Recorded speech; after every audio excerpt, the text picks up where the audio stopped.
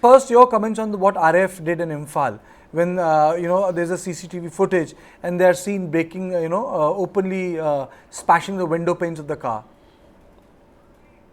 I mean, I'm really shocked. I'm absolutely shocked. In fact, this is one of the reasons why the vigilante groups have come up in various places where they are now even checking the security vehicles before they enter a particular area and find out if there is anything objectionable or not. I don't understand the reason why RAF has done it. Sometime back on your platform only when we were discussing, one panelist also said that they were finding Assam rifles also, tilted to one side. And I said, if this is true, then it's very, very shocking and needs to be looked into by the security advisor. If this RAF group is really identified, first there was a confusion that, some people dressed in RAF uniforms are doing it. And now that the RAF team, I'm sure, is identified, they should be sacked. I mean, summarily, and there should be a kind of a court-martial done for them, which they have within the CRPF. They can do it.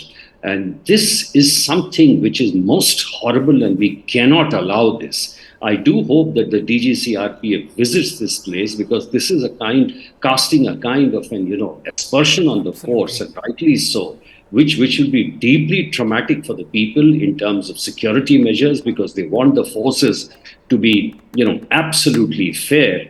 And I would say that the harshest measures should be taken against this RAF team, which has acted in one-sided manner.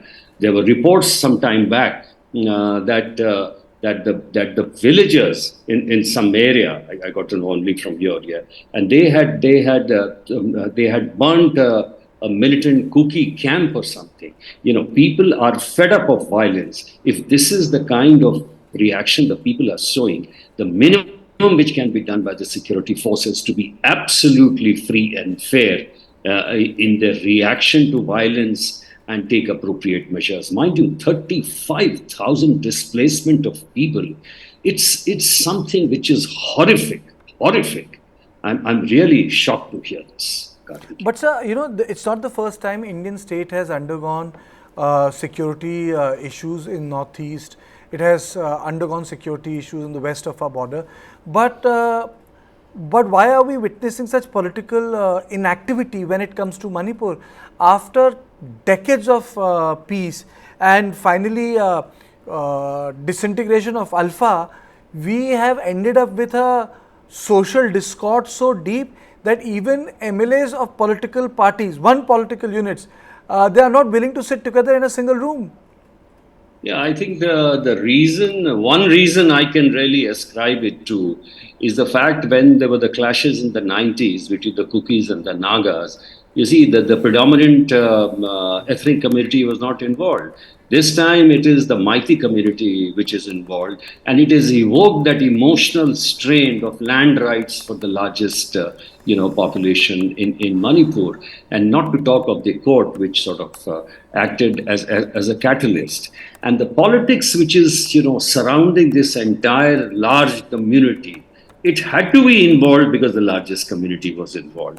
And therefore, while there were allegations, I said it last time also, Karthikeya, if you remember, that if we are bringing a new regime, a new paradigm, new security arrangements, and new everything, then why not think about the political leadership too, to give people some kind of a faith that yes, now that the center has intervened, something new will take place. And all party meet. And because this is highly political. Now we are seeing the Congress MLA's house getting burnt. We earlier saw the Kuki MLA being hit. The Maite is being hit in the hill areas. Certainly it has become very political. And therefore, there are two things. One is that the issues themselves are intractable, Karthikeya. I mean, there is a serious problem. How you are going to ensure the hill tribes that the funding can go directly, what kind of autonomy they can get, and etc., etc.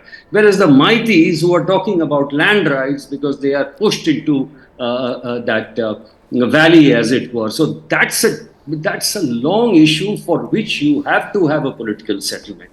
But in the meantime, unless you attack this problem of violence, harshly, nothing can happen. The army, Manoj Pandey said the other day that we will use force if it happens. Nothing has really worked with the Assam Rifles, even CRPF. So right now, I would say let the politics be aside.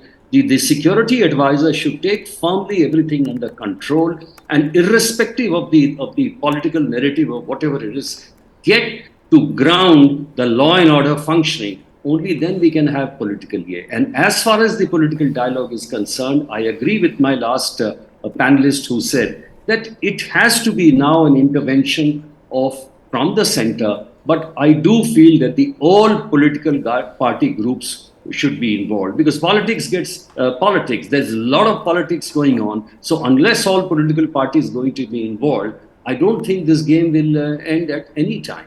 Sir, before I go back to my esteemed guests, Dr. Kipgen and Mr. Downgal, Yasho sir, I want to know, you have served in various positions in this government. How is situation in Manipur different from Punjab and Kashmir, and what are the similarities right now? See, Manipur is a northeast state. I mean, Punjab is there, but Punjab, we have a proven die-hard security regime where the entire central forces, the state forces, the intelligence, everything is well primed. The security grid, irrespective of what is happening in Jammu and Kashmir and Punjab, is very, very strong, and that's why we have been able to contain the forces. I won't say the same thing about Manipur. I mean, Manipur has been there are IAS and IPS officers who are serving from the center. Not many like to stay there. They come back. There are so many issues about Manipur which does not make it a very cohesive kind of a unit, both socially, politically, and even security-wise. You've seen the difference of the vigilante groups not trusting the other, and the tribal and the ethnic community, groups between themselves and their demands make it absolutely unique. There is no such issues in Punjab. That divide is not there. Neither in Jammu and Kashmir, for that matter.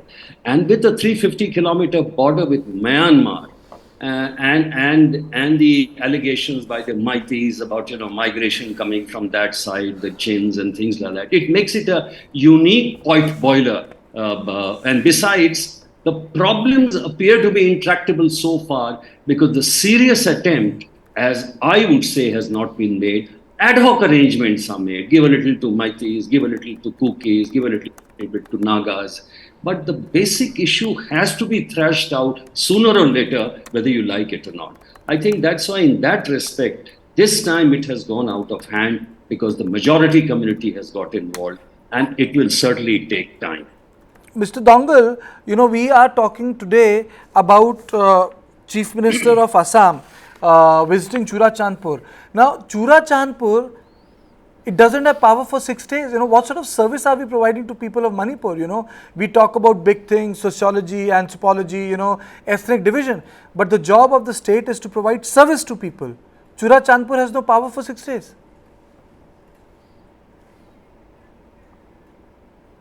Yeah, certainly. I mean, if you look at since the time the problem escalated, I being from Churachandpur, I very well know how things are because I am in constant touch with my parents who are still there. And to tell you, before I come to your point, there are allegations that there are a lot of Kuki militants involved. And in the words of our Honorable Chief Minister, he says Kuki terrorist. In fact, there are no terrorists. India recognizes somewhere around 40 terrorists in the country, and out of these 8 organizations are from the valley, the Métis. For example, you have the PRIPAC, you have the UNLF and others, KCP and others. So my own father and my own brothers are, trying their best to defend the village. So there is a routine way of trying to go for, voluntary service. So that's how people are defending. And in fact, my father literally told me how tired he is because of the, mental stress, because of the emotional stress that he has to undergo. So, so that's the case in Churachandpur.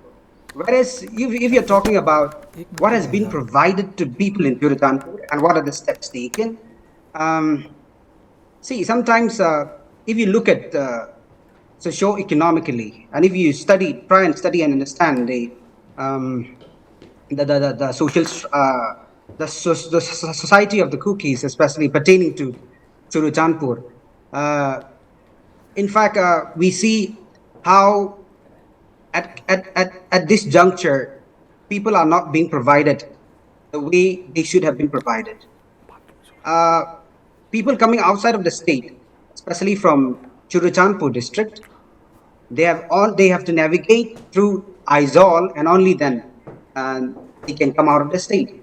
See, there was a promise of the chief minister providing helicopter services to the affected people, be it in Kangpoki, be it in More and Churachandpur. But then the access or otherwise the maneuver uh, enabled by these services only from these areas to Imphal. Now, I don't. What is the logic behind trying to provide uh, a logistic or otherwise conveyance from Churachandpur to Imphal when in Imphal uh, people don't have the guts or otherwise the courage to go again. And now, so in that sense, the provision of this helicopter service to the common people, the affected people, serves no purpose. And the other one is regarding the relief materials that have been received. So I have spoken to people from the ground, and they said life has been very difficult. And we see also how the governor visited Churachandpur relief camp yesterday. Okay. Now, so the visuals show very clearly how the affected people at the ground level, the kind of relief that is provided to them is way beyond imagination. I mean, when the fact that uh, there is no roadmap to peace or roadmap to solution. I think this sort of provisions, which serve only immediate purpose, serves for me no purpose. If you look at the level of or the amount of sufferings that these people have already endured.